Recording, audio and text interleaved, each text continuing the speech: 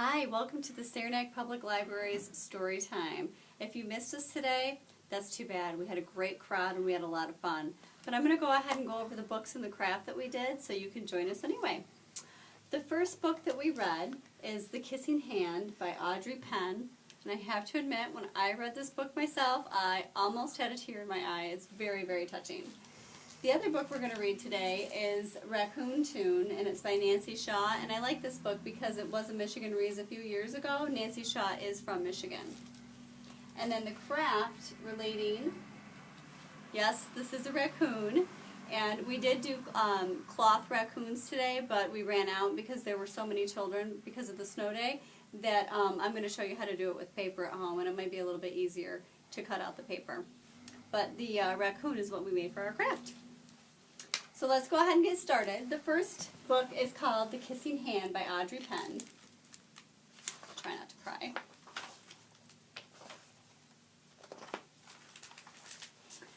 Chester Raccoon stood at the edge of the forest and cried, "I don't want to go to school," he told his mother. "I want to stay home with you. I want to play with my friends, and I want to play with my toys and read my books and swing on my swing.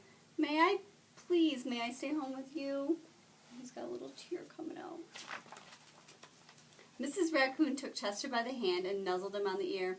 "Sometimes we all have to do things we don't want to do," she told him gently, "even if they seem strange and scary at first. But you'll love school once you start.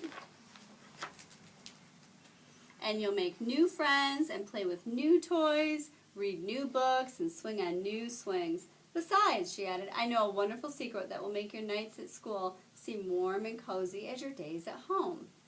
Now, why do you think the raccoon's saying that their school is at night?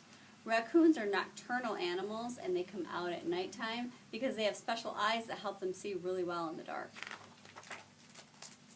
Chester wiped away his tears and looked interested. "A secret? What kind of secret?" "A very old secret," said Mrs. Raccoon. "I learned it from my mother, and she learned it from hers. It's called The Kissing Hand." "The Kissing Hand?" asked Chester. "What's that?" "I will show you." Mrs. Raccoon took Chester's left hand and spread open his tiny fingers into a fan. Leaning forward, she kissed Chester right in the middle of his palm. Mwah! Chester felt his mother's kiss rush from his hand, up his arm, and into his heart. Even his silky black mask tingled with a special warmth. Mrs. Raccoon smiled. "Now," she told Chester, "whenever you feel lonely and you need a little loving from home, just press your hand to your cheek and think, 'Mommy loves you, Mommy loves you.' And that very kiss will jump from your face and fill you with toasty warm thoughts." She took Chester's hand and carefully wrapped his fingers around the kiss. "Now, do be careful not to lose it," she teased. "But don't worry. When you open your hand and wash your food, I promise the kiss will stick." Chester loved his kissing hand. Now he knew that his mother's love would go with him wherever he went, even to school. That night, Chester stood in front of his school and looked thoughtful. Suddenly, he turned to his mother and grinned. "Give me your hand," he told her. Moms, don't tear up. Chester took his mother's hand in his own and unfolded her large, familiar fingers into a fan. Next, he leaned forward and kissed the center of her hand. "Now you have a kissing hand, too," he told her. And with a gentle goodbye and a "I love you," Chester turned and danced away. Mrs. Raccoon watched Chester scamper across the tree limb and enter school. As the hoot owl rang in the new school year, she pressed her left hand to her cheek and smiled. The warmth of Chester's kiss filled her heart with special words. "Chester loves you," it sang. "Chester loves you." And there's Chester enjoying school. That is the end. I really like that book, and I hope you guys did too. The next book we're going to read is called Raccoon Tune, and I really, really like this book, again, because there's a lot of rhyming, and Nancy's from Michigan, so the rhyming is fun. So listen really hard and see if you can hear the words that rhyme in the story. Kind of like a poem. Moonlight, June light, just June night, just right for a raccoon night. So light and night would be the rhyming words. Not too dark, not too bright, as we look for treats. So raccoons, remember, they come out at night, and that's when they come out and they eat things, and they are able to see better. Out we creep while people sleep. Soon we hope to find a heap of cheese and breadcrumbs piled deep on codfish bones and beets. So while you're sleeping in your bed and you're all nice and cozy, warm, and all snuggly, the raccoons come out. Deep in bins we always forage. Clanking tins we find storage. Apple skins and maple porridge, broccoli and sweets. So we've got a few different words that rhyme here. We have forage, storage, and porridge. All of those words rhyme. Ash cans, trash cans, how we love to crash cans. Mash and smash and bash cans. We'll get that lid to pop. Now the words here don't really rhyme because they're all the same. Cans, cans, cans, and cans. We have to throw it at the fence. People should have some common sense. There wouldn't be so many dents if they leave off the top. So we have fence and sense and dents. All of those words rhyme. This lid is on a little tight. We'll have to put up quite a fight. We pull and pull and pull with all our might, but nothing gives until... What's going to happen? We grab the can and try to spin it. The top comes off. Look what's in it.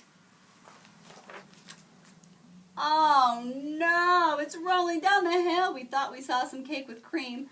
Or was that just a hungry dream? What do you think's going to happen? It's rolling fast and gathering steam. We run, we dash. And you see the frogs in the picture. The frogs are kind of just sitting there enjoying the night, looking at the fireflies. A clunk, a splash. Our tasty trash is falling in the stream. What happened to the frogs? Are they as peaceful as they were before? Dive right in and grab it. Quick, teamwork ought to do the trick. Hook a handle, poke a stick, at least we pull it out.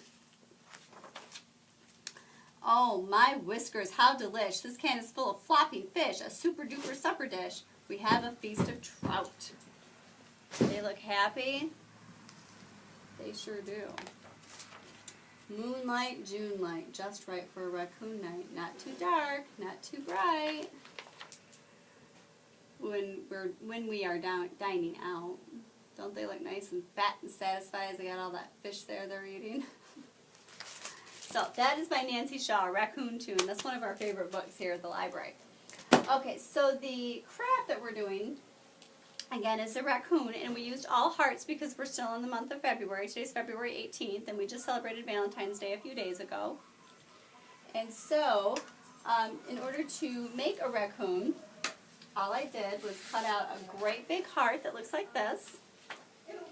And then I cut out two smaller hearts that look like this. And then even two smaller hearts than that look like this. And then two little hearts. And then an itty bitty little heart that looks like this. So the paper is a wee bit more precise because cutting fabric is pretty difficult. So if you're cutting paper, it's a little bit easier to do. And all you need to do is put a little bit of glue on each side of the heart and put the mask of the raccoon like this. You'd use the two hearts that are the bigger ones. Put it on like that. And then you'll take the hearts that are the next biggest size and you'll want to put one here and one here.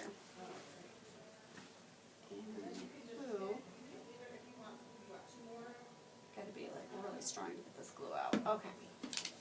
So you stick the glue here for this ear, and then on this side, and then you'll want to take the two next smallest hearts, I should say next biggest, and put those right in the middle of the ears, like that. So it looks kind of like that. And then the smallest heart, you're going to want to put at the very bottom. And that's going to be the nose of the raccoon. And then you can take a couple of googly eyes, put it on each side. And I only have small ones left. And then you've got your heart raccoon. So hopefully next week you guys are able to join us for story time. We had a really great time today playing with raccoons and reading books. I hope to see you next week. Have a good week. Bye-bye.